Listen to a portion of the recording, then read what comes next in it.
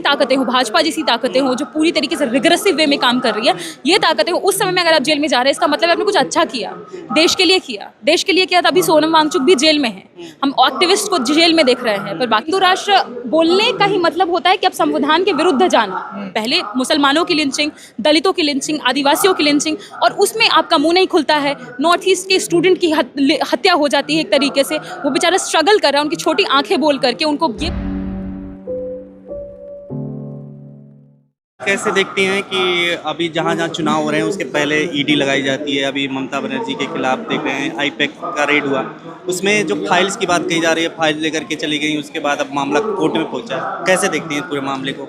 मुझे लग रहा था कि हम लोग पुस्तक मेले में कुछ पुस्तकों पे चर्चा होगी, मैं बहुत खुश थी, पर ठीक है कोई बात नहीं, चलता है। खैर, जो आपने सवाल पूछा ये मैं तो मानती हूँ कि ये बहुत ज़रूरी सवाल है, क्योंकि जहाँ जहाँ चुनाव होते हैं हमने ये प्रोसेस देखा। आपने तो देखा ना, अभी किसी नेता का तो आया था कि उन्होंने जस्ट कांग्रेस ज्वाइन किया और 48 घंटे के अंदर उनके यहाँ छापेमारी हो रही होती है। अभी जस्ट मैंने न्यूज़ देखा कुछ दिनों पहले।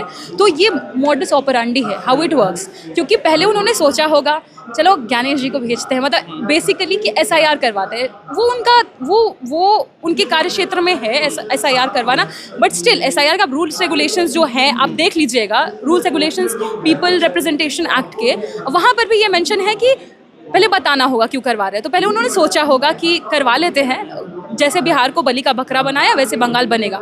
हो सकता है लग रहा होगा कि पॉसिबल नहीं हो पाए, तो कुछ और तरीके अपना रहे हैं, कान घुमा के पकड़ रहे हैं। तो that is how I see all this incident. ये एक वेंडेटा पॉलिटिक्स है, और आप कहाँ हाथ डाल रहे हैं। मतलब 4 साल 5 साल पुराना केस है वो, आप उसमें अचानक से धावा बोल रहे हैं, और सुप्रीम कोर्ट में जाके आप ये कह रहे हैं कि मेरे कार्य क्षेत्र में ममता बनर्जी आ रही हैं।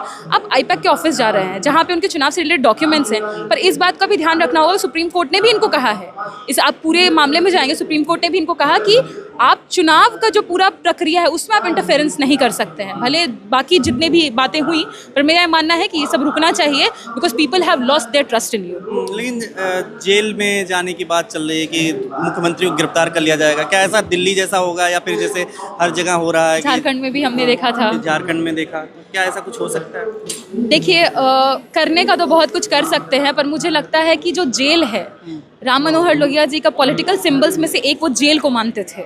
जेल में जाने का अर्थ ये नहीं होता है कि आपने गलत किया।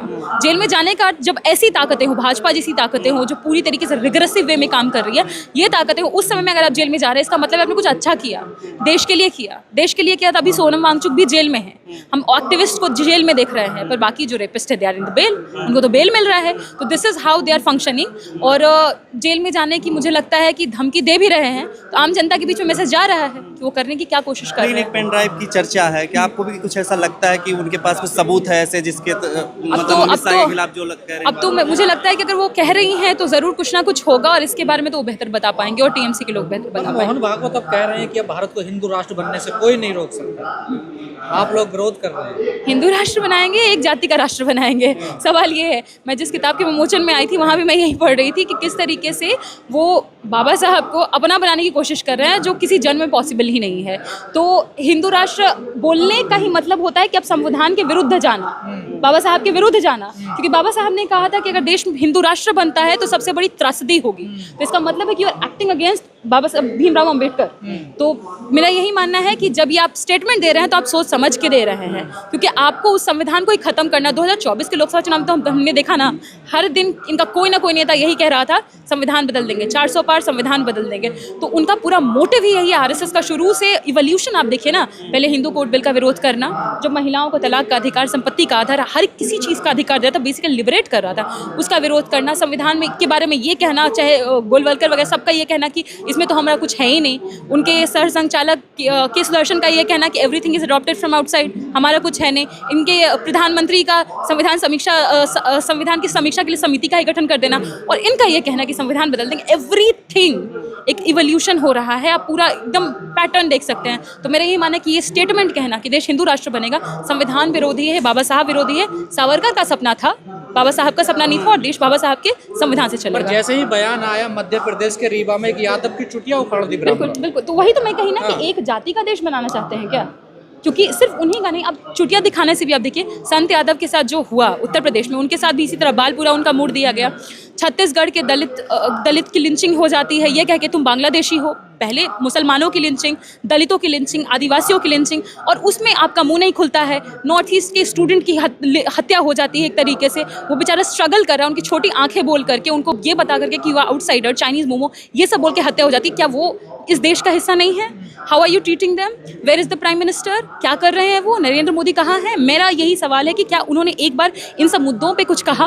सबसे बड़ी बात है, मैं ये मानती हूँ कि आरएसएस हैज़ बिट्रेड किसी को, तो वो पटेल को उन्होंने बिट्रे किया, गद्दारी की है, क्योंकि उनको परमिशन मिला था दोबारा से इस देश में काम करने के लिए कि राजनीति के साथ उनका इंटरफेरेंस नहीं होगा, पर पूरा राजनीति वही कंट्रोल कर रहे हैं। They are controlling the whole politics, they are control the BJP, they are controlling the prime minister. तो क्या जैसी घटनाएं सामने आ रही हैं, आपको नहीं लगता आघोषित हिंदू राष्ट्र बन चुका है भारत?